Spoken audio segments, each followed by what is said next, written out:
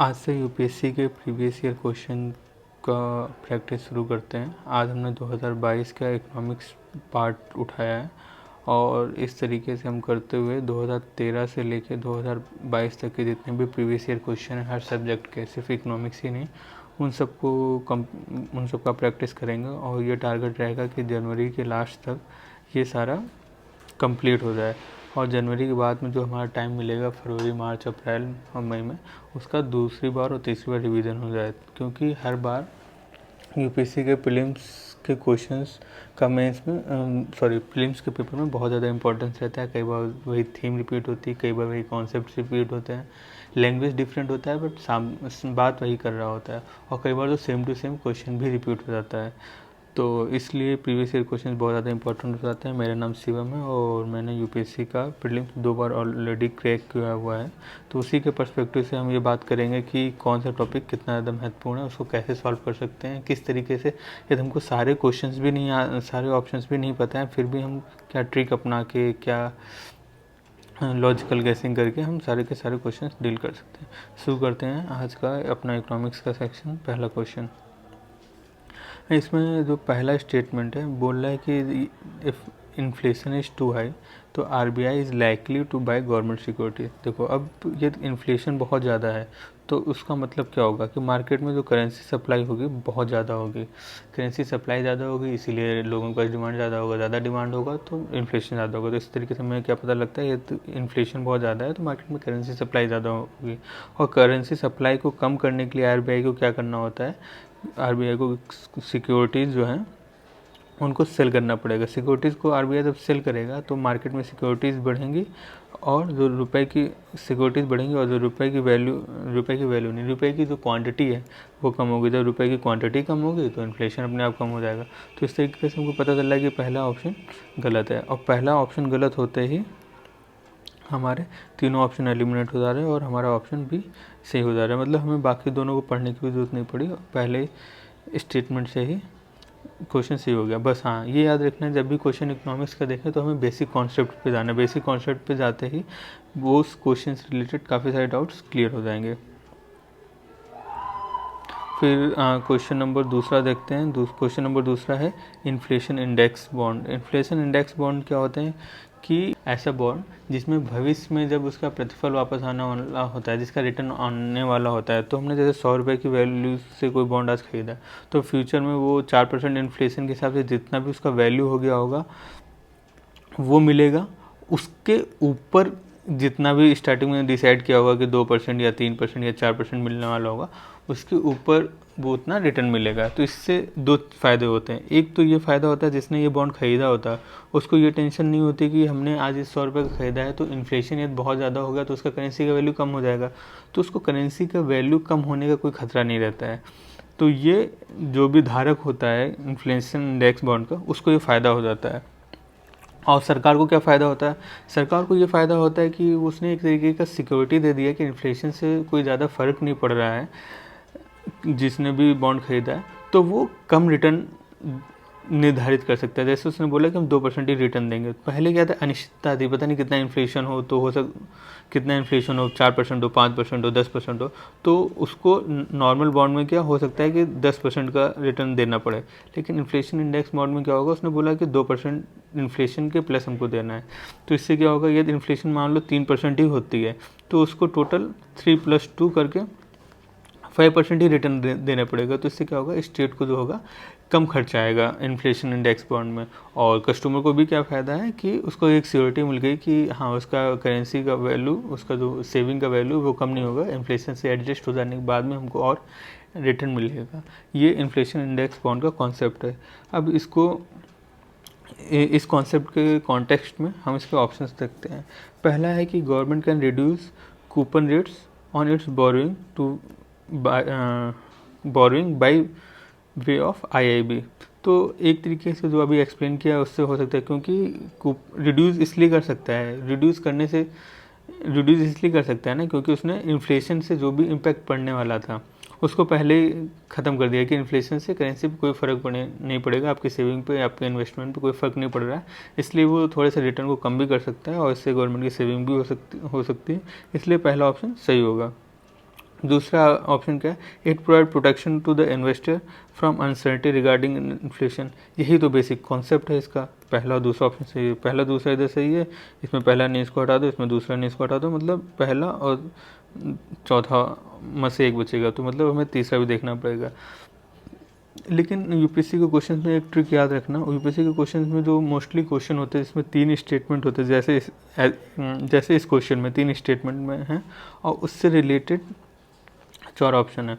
तो उनमें से जो ये 10 क्वेश्चन आए हैं, 10 क्वेश्चन में से 7 क्वेश्चन ऐसे होंगे जिसमें 3 ऑप्शन जो होंगे वो गलत होंगे, जिसमें मतलब ऑल वाला बात होगा वो गलत होगा। जैसे इसमें ये वाला डी वाला गलत होगा। ये एक ऑब्जर्वेशन है मेरा कि ये 3 स्टेटमेंट दिए गए हैं, तो 10 में से 7 क्वेश्चन में ऐसा होता है कि ये डी वाला गलत होता है, ये आंसर सही होता है। ये आपको तीसरा स्टेटमेंट में कन्फ्यूज़न है कि सही होगा कि गलत होगा, तो आप इसको स्टेटमेंट नंबर ए पे जा सकते हैं, ज़्यादा सेफ है। जब प्रोबेबिलिटी की बात आती है तो आप ये ट्रिक यूज़ कर सकते हैं, अल्टीमेटली आपको बेनिफिट ही होगा। यदि आपने 4 क्वेश्चन में इसको यूज़ किया है तो 4 में आपको 3 में ये ट्रिक लगती हुई मिलेगी, 1 में हो सकता है फेल हो जाए, तो आपको ओवरऑल नेट पॉजिटिव ही मिलेगा। ये 2 में लग भी गई और 2 में नहीं लगी तो भी आपको ओवरऑल पॉजिटिव ही मिलने वाला है, तो आप इस ट्रिक पे रिलाई कर सकते हैं। तो चलिए अब तीसरा स्टेटमेंट के कॉन्सेप्ट पे चलते हैं। इसमें क्या लिखा हुआ है, interest received as well as capital gain on IIB are not taxable. ये तीसरा स्टेटमेंट एक्चुअली गलत है। इसमें क्या होता है कि चाहे इंटरेस्ट रिसीव्ड हो चाहे कैपिटल गेन हो, दोनों ही टैक्स के अंदर आते हैं, दोनों पे ही टैक्स लगता है, कोई भी टैक्स से रिडेम्पशन नहीं है, कोई भी छूट नहीं है। तो इसलिए तीसरा स्टेटमेंट गलत होगा, पहला सही होगा। मतलब ट्रिक के हिसाब से पहला स्टेटमेंट सही है और नॉलेज के बेसिस पे भी पहला ही ऑप्शन सही है। तो मतलब आप इस ट्रिक पर रिलाई कर सकते हैं। आगे आने वाले बहुत सारे क्वेश्चन में हम ये ट्रिक आपको लगाते हुए मतलब लगाएंगे और आपको बताएंगे। इसी तरीके की और भी ट्रिक्स आगे एक्सप्लेन करेंगे हम। चलिए अब क्वेश्चन नंबर तीसरा आज का देखते हैं। इसमें क्वेश्चन है कि जो भी फॉरेन ओन्ड कॉमर्स फर्म है जो इंडिया में ऑपरेट कर रही हैं, तो उससे रिलेटेड क्या स्टेटमेंट सही है, क्या चीज़ें हैं। तो इसमें क्या है, रूल 2020 आया था, उसके तहत ये था कि पहला देखते हैं ऑप्शन कि they can sell their own goods in addition to the own good बेच सकते हैं in addition to the offering their platform as market place. तो इसको एग्जांपल से समझते हैं रूल्स के हिसाब से पहला स्टेटमेंट। तो एग्जांपल में जैसा ये है कि एक अमेजन है, फॉरेन कंपनी है, इंडिया में काम करती है, तो अमेजन के प्लेटफॉर्म पे वो अमेजन अपना खुद का प्रोडक्ट नहीं बेच सकता। इसीलिए देखना, यदि अमेजन के वेबसाइट से अमेजन का कोई भी प्रोडक्ट मंगाते हैं तो वो अमेजन का नहीं होता, अमेजन बेसिक्स करके कंपनी है, उसने रजिस्टर किया हुआ अलग कंपनी के रूप में और उसका प्रोडक्ट आता है। तो ये 2020 के रूल्स के तहत प्रतिबंधित है, इसलिए ये पहला ऑप्शन गलत है। तो यहाँ पे ट्रिक नहीं, ये बेसिक रूल्स पहले से पता है, तो इसलिए पहला वाला गलत होगा। दूसरा वाला क्वेश्चन क्या है, the degree to which they can own big sellers on their platform is limited. ये दूसरा क्वेश्चन देखा जाए तो जनरल सा स्टेटमेंट है, और जनरल सा जो स्टेटमेंट होता है वो सही होता है। ये भी यूपीएससी में एक ट्रिक है जो लगती है, आपको समझ में नहीं आ रहा और क्वेश्चन लॉजिकल और थोड़ा जनरल से लग रहा है तो सही होगा। अब देखो ये लॉजिकल और जनरल से ऐसा लग रहा है क्योंकि फॉरेन ओन्ड है, फॉरेन ओन्ड में थोड़ी बहुत लिमिटेशन होगी ही होगी। और दूसरा चीज़ क्या है कि इसमें कोई स्पेसिफिक डेटा के बारे में नहीं बोला गया, कोई स्पेसिफिक आंकड़ा नहीं बोला गया कि इतना ही परसेंट है, इतना परसेंट नहीं है। तो एक जनरल सा स्टेटमेंट लग रहा है, तो दूसरा सही है और पहला गलत है। तो ये जो जनरल से स्टेटमेंट की बात है वो सही होता है। ये ट्रिक भी हम आगे बहुत आने वाले क्वेश्चंस में देखेंगे और ये ट्रिक भी अक्सर लगती है क्वेश्चंस में। क्वेश्चन नंबर चौथा देखते हैं। क्वेश्चन नंबर चौथा क्या है कि which of the following activities constitute real sector in the economy. तो इसका कॉन्सेप्ट ये है कि एक रियल सेक्टर होता है, एक फाइनेंशियल सेक्टर होता है। रियल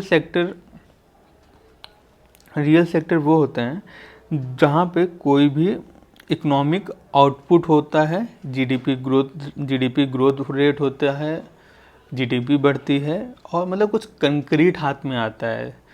और फाइनेंशियल सेक्टर में होता है किसी को लोन दे दिया, बैंकिंग वाला जैसे हो गया, या फिर किसी को कैपिटल दे दिया, किसी को की सेविंग को चैनलाइज कर दिया, तो फाइनेंशियल सेक्टर में समझ ही गए ना, बैंकिंग वाला पार्ट हो गया, इंश्योरेंस वाला पार्ट, क्रेडिट वाला पार्ट, ये सारा फाइनेंशियल सेक्टर में आता है।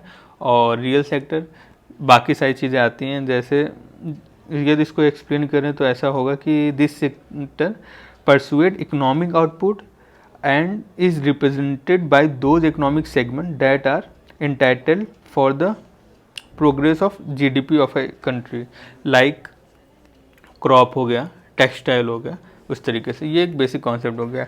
ये कॉन्सेप्ट नहीं भी पता है एग्जाम में तो ये क्वेश्चन कैसे होगा।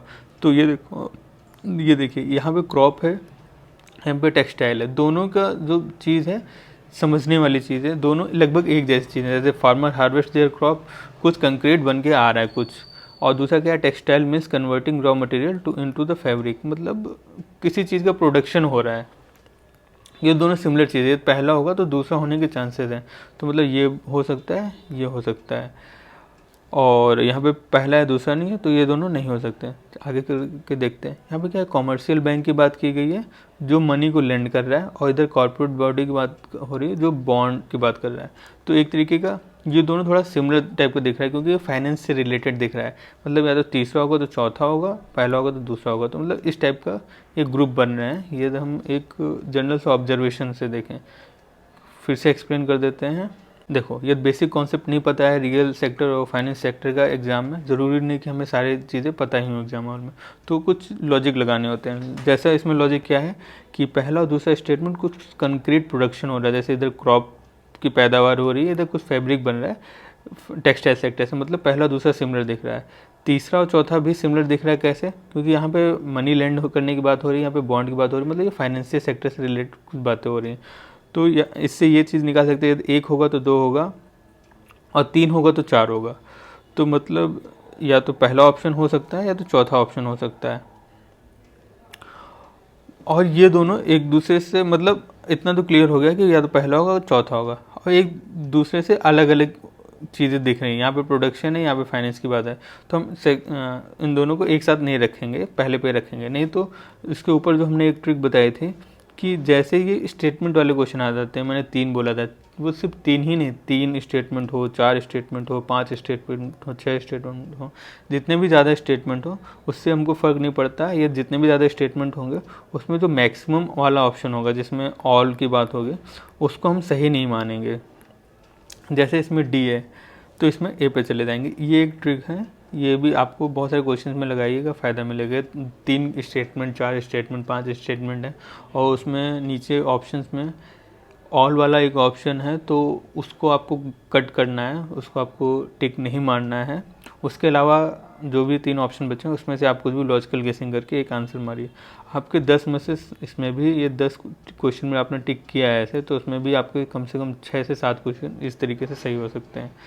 तो इसका इतना पता चल गया कि पहला दूसरा सिमिलर है, तीसरा चौथा सिमिलर है, और इसलिए इसका आंसर पहला पे चला जाएगा। बाकी कॉन्सेप्ट क्या होता है रियल सेक्टर, फाइनेंशियल सेक्टर, इधर एक्सप्लेन कर दिया मैंने।